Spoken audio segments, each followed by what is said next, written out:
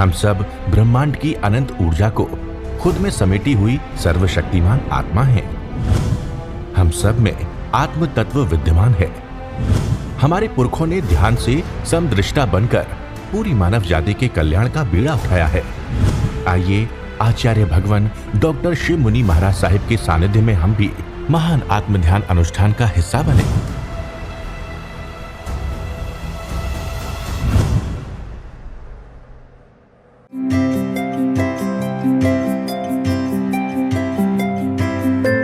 रामचंद्र मानस में भी कहा है, निर्मल मन जन सो मोहि पावा।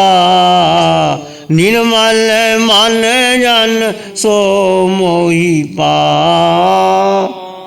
मोहि कपट छल छिद्र न भावा। मोहि कपट छल छिद्र न। निर्मल मन जन सो मोहि पावा। निर्मल मन जन सो मोहि पावा। मोहि कपट छल छिद्र न भावा। मोहि कपट छल छिद्र न भावा। भगवान कहते हैं कि जिसका मन निर्मल है, निर्मल मन जन सो मोहि पावा। जिसका मन निर्मल है, शुद्ध है, पवित्र है, सत्य है, वो मुझे भाता है। जिसका मन कपट है, छल छिद्र से युक्त है, वो हमें नहीं भाता। ये रामायण में सुंदर रामचरित्र में भी ऐसा लिखा है। सभी धर्म ग्रंथ एक ही बात कहते हैं कि जीव पर, स्वयं पर अपने को जानो कि तुम हो कौन, तुम्हारा अस्तित्व क्या है, तुम्हें करने क्या चाहते हो। सम्यक दर्शन एक व्यवहार सम्यक दर्शन, एक निश्चय सम्यक दर्शन, सम्यक सत्य का दर्शन जो शुद्ध है, पवित्र है, निर्मल है, अखंड है, शाश्वत है, जिसको कोई परिवर्तन नहीं कर सकता, वो है शाश्वत। और व्यवहार की दृष्टि से भी यदि हम संसार में रहते हैं, व्यवहार का पालन करते हैं, तो अरिहंतो महदेवो जाव जीवं सुसाहुनो गुरुनो जिन पनत्तं तत्तं ईसमत्तं में गय्यं। अरिहंत महदेवो, अरिहंत मेरे देव हैं, जो देव हैं, जो परमात्मा कहो, देव कहो, वो अरिहंत। वर्तमान में महावीर क्षेत्र में विराजमान सिमंद्र स्वामी भगवान अरिहंतो महदेव। जाव जीवं सुसाहुनो गुरुनो, वो गुरु जो जीवन पर्यंत उनके मार्ग पर चलते हैं, अरिहंत के मार्ग पर चलते हैं, वो गुरु।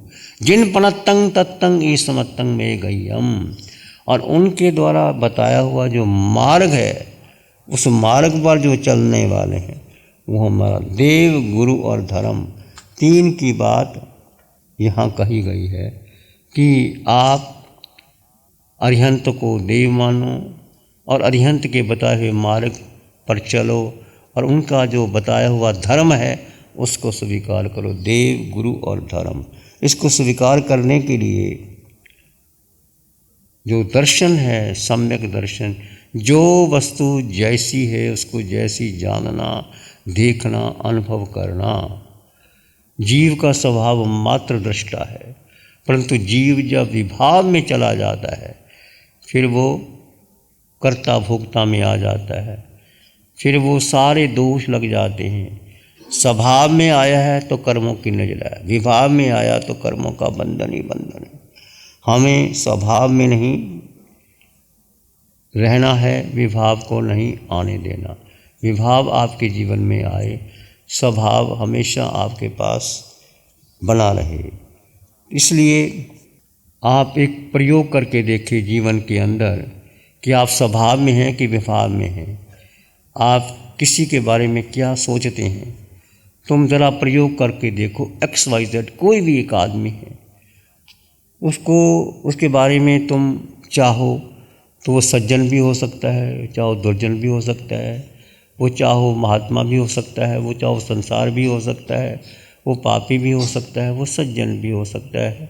तुम जैसा जिसके बारे सोचना चाहो तुम ज़रा प्रयोग करके दो अपने जीवन के अंदर। XYZ कोई भी व्यक्ति एकांत में बैठ करके सोचो, उस व्यक्ति के बारे में मैंने सोचना, तो आपको उसके बारे में पूरी जानकारी मिल जाएगी।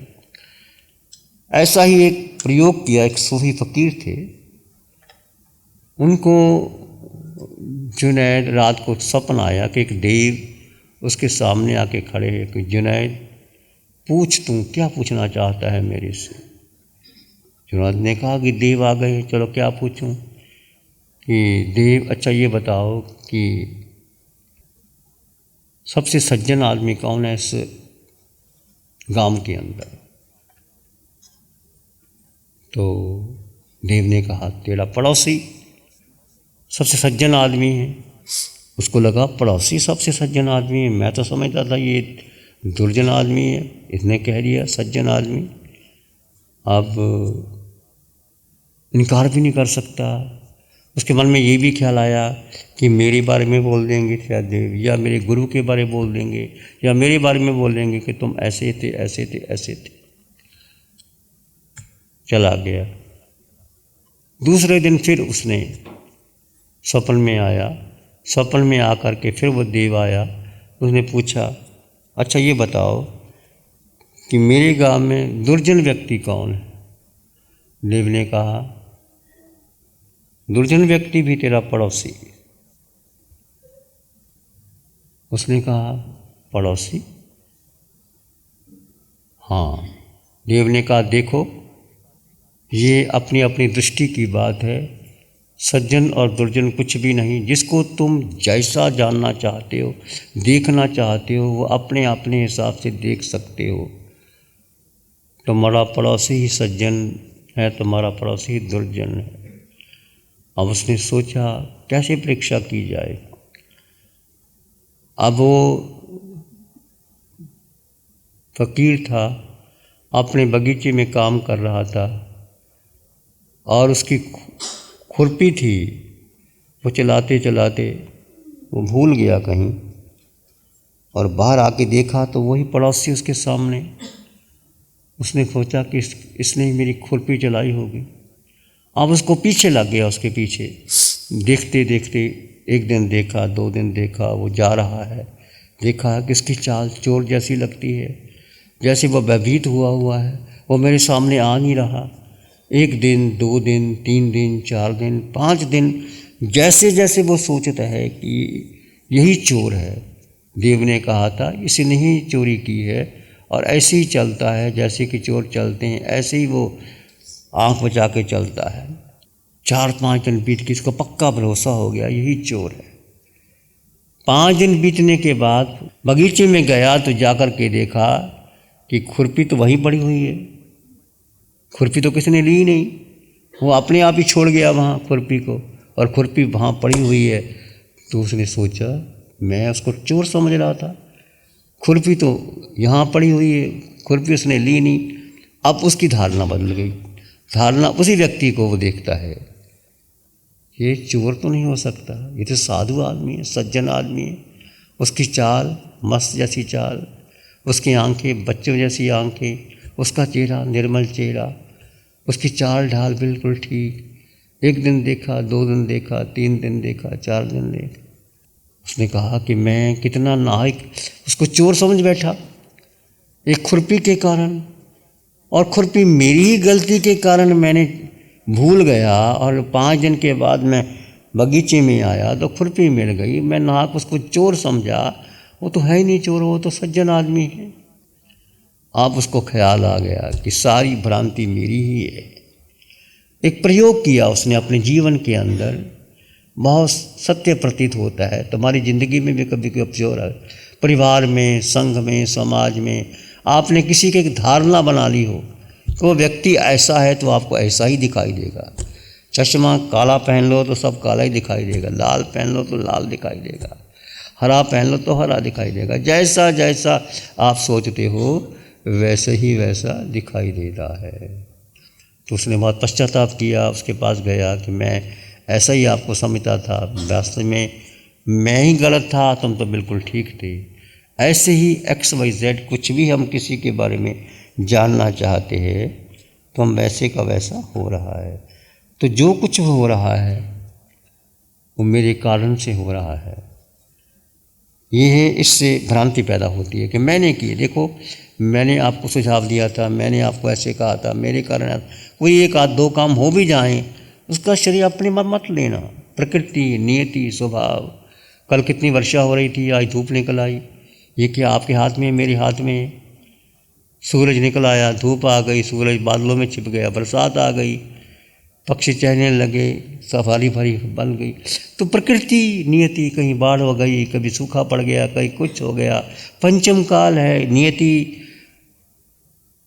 ऐसा ही होता है। पर इसके कारण लोग भ्रांति में आ जाते हैं कि मैंने किया, मैंने किया। कभी कर्ता भोक्ता बनने का प्रयास ही मत करना। जीव का स्वभाव मात्र दृष्टा है। जानो और देखो, जानो और देखो, बस यही धर्म है। इसके ऊपर कोई धर्म नहीं। जैसे ही आपने आरोपित कर लिया, मैंने किया था, मैंने कहा था, मैंने ऐसा करूँगा, कर्ता और भोक्ता भागी। कर्ता भोक्ता कौन है? ये मन है, ये शरीर है, ये बुद्धि है, ये इंद्रियां हैं। शरीर, मन, बुद्धि, इंद्रियों के द्वारा तुम नज़दीक में आ जाते हो तो कर्मों का बंधन होता है। कर्मों का बंधन नहीं करना, कर्मों की नजरा करनी है, अपने स्वभाव में स्थित रहना है। आपने देखा द्रोणाचार्य ने दुर्योधन और युधिष्ठिर को दोनों को भेजा कि जाओ नगर में देख के आओ कौन कौन सज्जन है और कौन कौन दुर्जन है। दुर्योधन भी गया और युधिष्ठिर भी गया। दुर्योधन ने देखा लिस्ट लेकर के, कोई सज्जन नज़र ही नहीं आया दुर्योधन को, और युधिष्ठिर को देखा कोई दुर्जन नज़र ही नहीं आया। उसको सारे सज्जन नज़र आए, उनको सारे दुष्ट नज़र आए। तो जीवन है, जीवन में सुख भी है, दुख भी है, पतझड़ भी है, बरसात भी है, हरियाली भी है। जो भी है उसको स्वीकार कर लो। स्वीकार करने से ही जीवन में शांति मिलती है, समृद्धि मिलती है। ऐसे ही एक 2000 वर्ष पहले आचार्य अमित गति ने एक ग्रंथ लिखा है, उसमें एक मुनि का वर्णन आता है। आपने बहुत बार सुना होगा। मुनि को कुछ भी याद नहीं रहता, नवकार मंत्र भी याद नहीं रहता। लोग उसका बात करने की बात नहीं। उसको गुरु ने कहा चलो तू बात, विनीत था वो, गुरु जो कहता था वो करता था, पढ़ा लिखा नहीं था। अच्छा तू याद कर ले, मारुष मातुष। मारुष का मतलब रोष मत करो, मातुष का मतलब द्वेष मत करो। ना द्वेष करो ना राग करो। मंत्र दे दिया गुरु ने।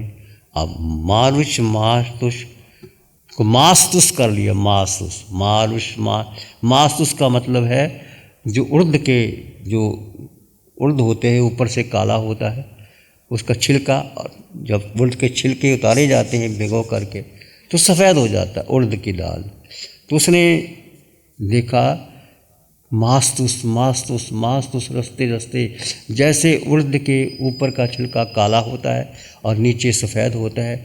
आत्मा जब कषाय में आ जाती है, क्रोध मान माया लोभ में आ जाती है, और वे फिर वो विलीन हो जाती है, स्वभाव में आ जाती है, और स्वभाव में आ जाए तो वो शुद्ध हो जाती है, निर्मल हो जाती है।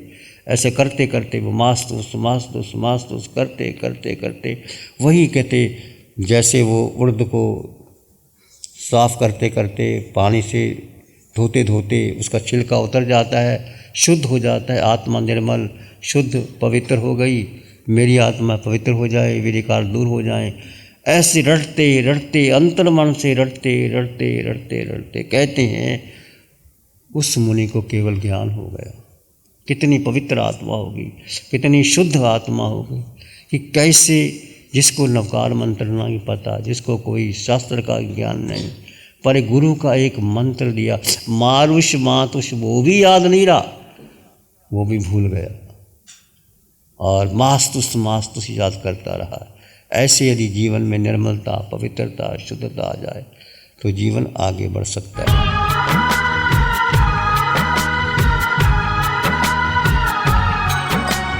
ध्यान करेंगे, आंखें बंद, मन वचन काया शांत, शरीर शांत, विचार शांत, सृष्टि शांत, वातावरण शांत, हर दिशा हर किनारा शांत शांत शांत शांत। सर के सिरे से पांव के अंगूठे तक अपने भीतर शुद्ध चेतना का एहसास कीजिए। तुम केवल केवल केवल आत्मा हो, आत्मा हो। इस आकार में निराकार आत्मा,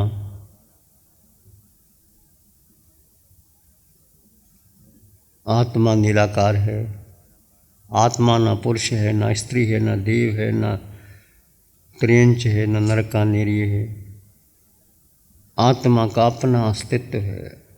सिर के सिरे से पांव के अंगूठे तक अपने भीतर शुद्ध चेतना का एहसास कीजिए।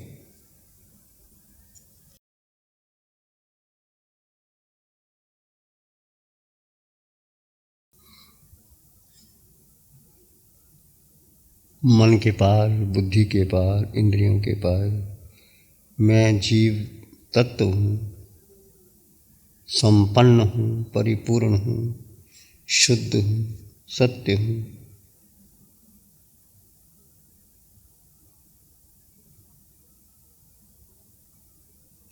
अपने भीतर मंगल का भाव लाएं।